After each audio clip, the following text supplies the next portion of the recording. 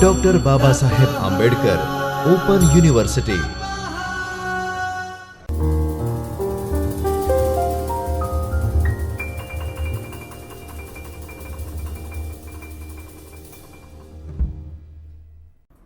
Welcome to Dr. Baba Saheb Ambedkar Open University online video lecture. Today again we are in continuation with the study of essays, the paper of third year BA, that is ENGM 308, and we are going to deal with unit number 11, that is the essay is written by George Orwell, the most important and very famous name of English literature. So let us start our work right now. Look, you can see the politics and English language. The essay is written by George Orwell, where he wanted to put focus on, he wanted to give focus, he wanted to give emphasis on the influences why English language diminishes, why there is fluctuation, why there is less growth in English language due to the politics, due to the problems of society, uncivilized society, or the problems, the side effects of politics. How the language is influenced by politics, that is going to be discussed in this essay. I am in front of you, Assistant Professor Dr. Ushma A. Bhatt from the Department of Humanities and Social Sciences. The photograph of George Orwell, but I think you must know his very famous real name, that is Eric Arthur Blair. Eric Arthur Blair, who's the man of early 20th century, the beginning of 20th century, because he is going to be the person of 1903 between 1950. It shows that he is the person of early 20th century, the beginning of period of time before war, First World War as well as Second World War. They were not even initiated, and he was the man of that period of time.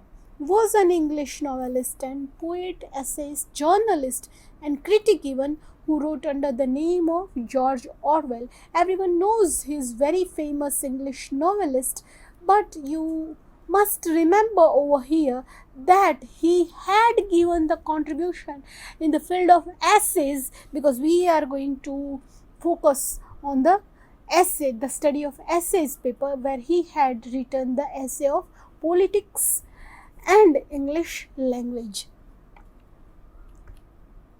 These are his most famous works. You can click on the particular work.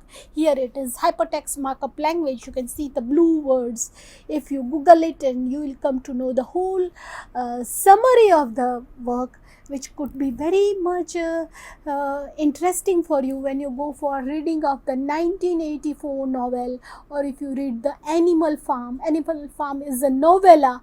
It's very famous in the English literature, where he had presented allegorically the political situation of the period of time of England, and as well as he had presented the story of Stalin in his particular novella Animal Farm. So you can click it and read the summary, and I genuinely guide you to read the summary. At least you must know some important information about the novella Animal Farm, though you are going to study essay over here, because you can write an answer of the introduction about the author. If the question comes in front of you about the introduction of the author, you can write the information of Animal Farm, the novella also, because it's very popular in the world literature as well. That's why I suppose that you must read it.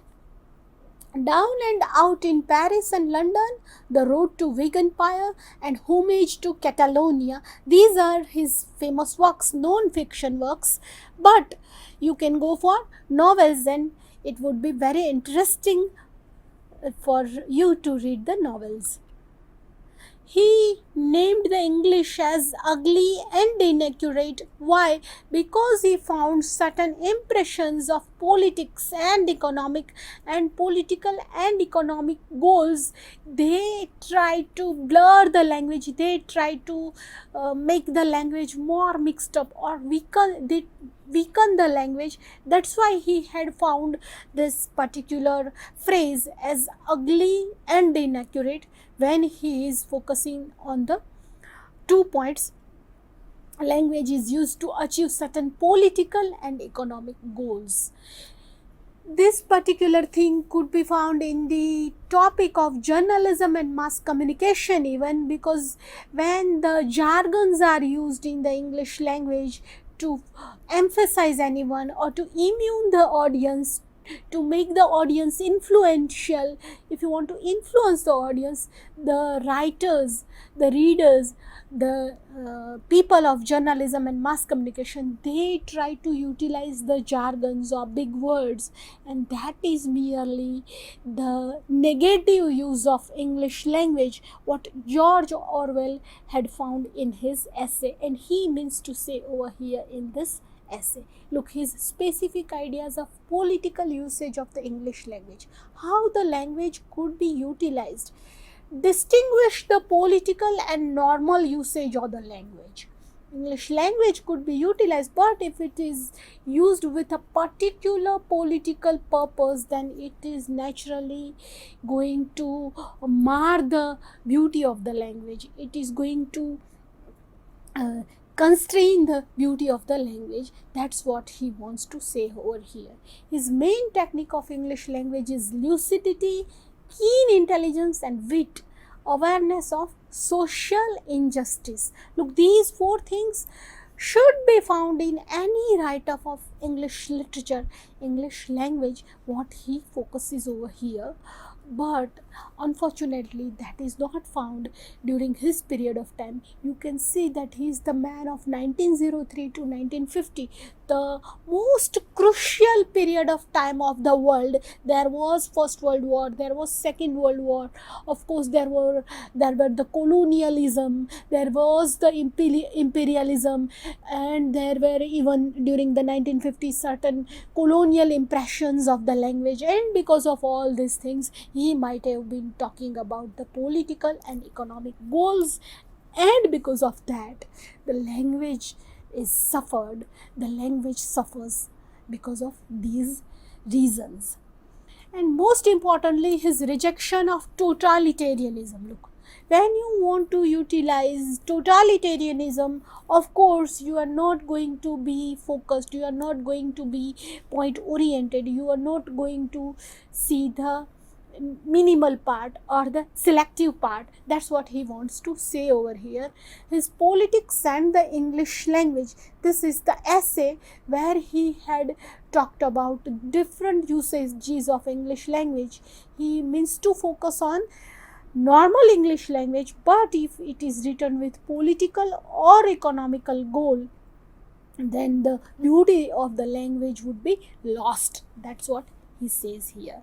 The essay, how political and economic causes the decline of language. Look, because of political or economic causes, economic issues that were written, political issues that were written with different ideology or with different sound in the English language, with the utility of excerpts or extraordinary jargons, utility of too much negative words, utility of too many phrases and clauses in the language, then the language declines over there.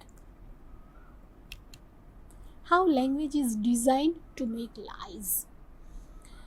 When there is a specific, particular, deliberate political goal, then of course the lies, there are certain lies which could be given to the audience for a particular purpose. He pointed out that lack of precision and staleness of imagery played the big role in the diminished English prose.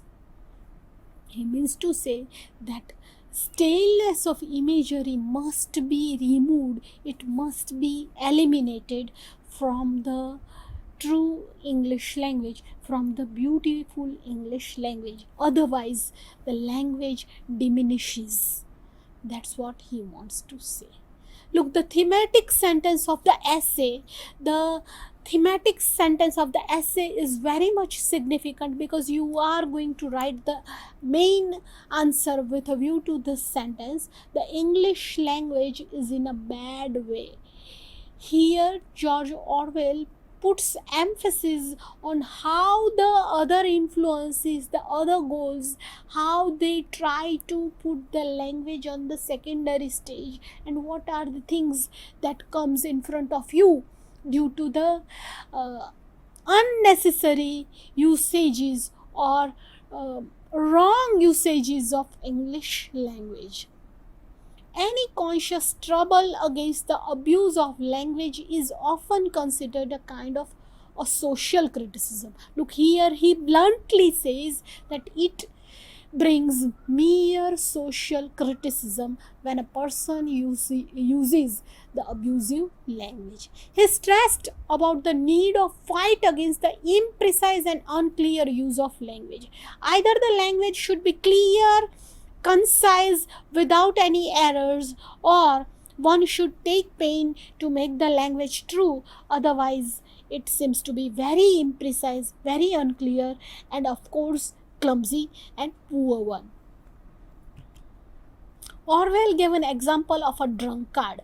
Look, he had given the idea of a drunkard as the drunkard, as he starts drinking the drinks, he feels that because I am a failure person, I am drinking it, and as he drinks a lot, he becomes more and more failure. He brings more and more failure in his career, in his life, and that's why he is known to be tagged as drunkard. And the same things happen over here in the English language. If a person does mistake in writing English language, and afterwards he does more and more mistakes, and because of these slovenly doing mistakes, the language suffers over here.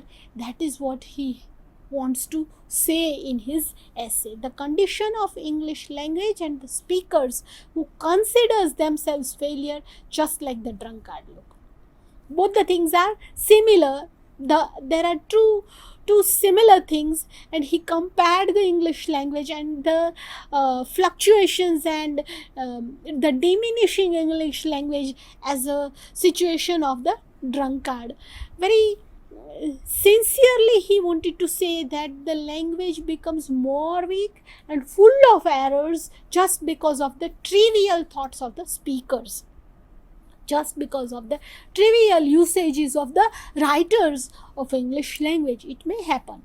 He means to say here, though the English language is in degraded mode. Look, here he means to say that the point is that the process is reversible. If anyone wants to correct the English language, if anyone wants to modify the things, modify the speech, modify the write-up with a deliberate usage, to remove the excerpts with jargons, if he wants to remove the phrases which are stale phrases, if he removes the unnecessary usages of metaphors, then the things are reversible. Then the language would be easy and without any errors. The language would not suffer the bad day.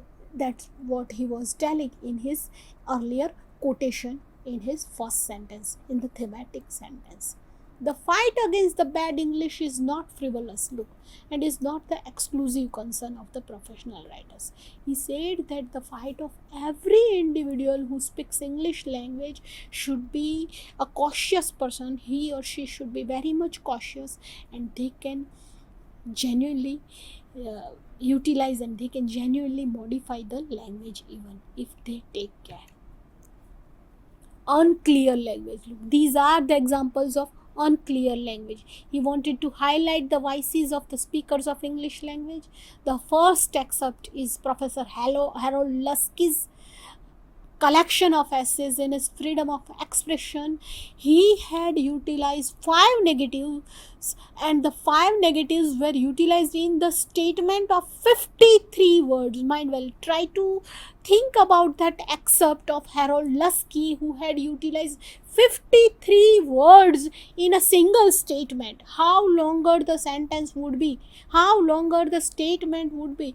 It seems to be like a paragraph, a big long narrative paragraph, which would be genuinely very trivial, and it would be genuinely very tiresome if anyone wants to read it with interest. The second excerpt is Professor Lancelot Hogburn's usage of mixed metaphors. Look how he had utilized the metaphors. Put up with instead of tolerate, and put at a loss instead of bewilder. So it is merely unintelligible, it is merely unconvincing. People would not try to read certain words, they seem to be unnecessary other words. When we were learning other words in grammar, this is the same thing which seems to be sounding over here. It sounds very clumsy, and one should remove the metaphors if they want to utilize clear, precise, straightforward, simple, point oriented English language. Third, fourth, and fifth excerpts. Let's talk about the third excerpt, which is about the essay on psychology, where excessive usages of jargons feel anyone difficult to understand. As I have been telling you, there should be easy, small, short, brief, precise sentences instead of complex, compound, long, descriptive, narrative sentences, which are quite difficult for a common person, for common people to understand the language. Because those who are regularly using and reading English language, they are not the grammar teachers, they are not the teachers of language. They read the language for the sake of entertainment, for the sake of knowledge, for the sake of their daily routine even. That's why there should be little usage of jargons, and excessive usages of jargons must be eliminated. Fourth passage is taken from the communist pamphlet, where plenty of stale phrases are used. Look, I was telling in the beginning of the session that language would be quite difficult if stale phrases are used. Certain phrases are not utilized in modern English, which were utilized in old English or in the middle ages period of English.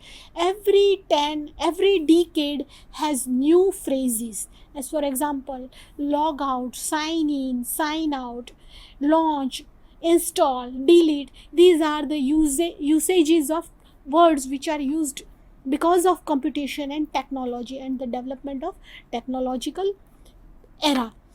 Previously, when we were in 1970 and 1960s, we were not utilizing the word delete and sign in and sign out and log in and install and all these, because the computers and technologies were not developed during that period of time. So here it means to say that stale phrases, at every decade there are new vocabulary and new phrases, and those innovative and incentive phrases and innovative vocabulary must be utilized, and stale phrases must be eliminated to make the language with proper meaning. Otherwise, the language would be without any meaning. Fifth passage is about the paragraph of letter to the editor regarding excessive emotional usages.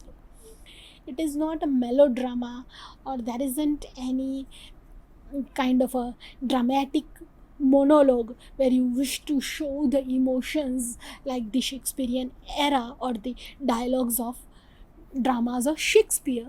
But here you mean to say all these things very clearly with precise write-up, and that's why one should remove the emotional usages of language, because certain emotional usages of language would mar the beauty of the language. In conclusion, George Orwell wanted to focus on the politics and economic goals which make the language difficult, or which diminishes the language. That's why one should take certain care while utilizing the language, and he had very intelligently and beautifully, interestingly, he had given certain remedies which could be utilized for the modifying of English language. He had given the remedies. He means to say that English language can be saved by removing fly-blown metaphors. Look, remove the metaphors, excessive usage of metaphors, remove the jargons, excessive usage of jargons, remove the stale phrases, excessive usage of stale phrases, remove the stale imageries, excessive usage of stale imageries. All these things must be removed, then the language would be very beautiful. That's what he wanted to say in this essay. He said, never use long words, jargons. He said, never use foreign phrases and scientific words or everyday life English which is equivalent.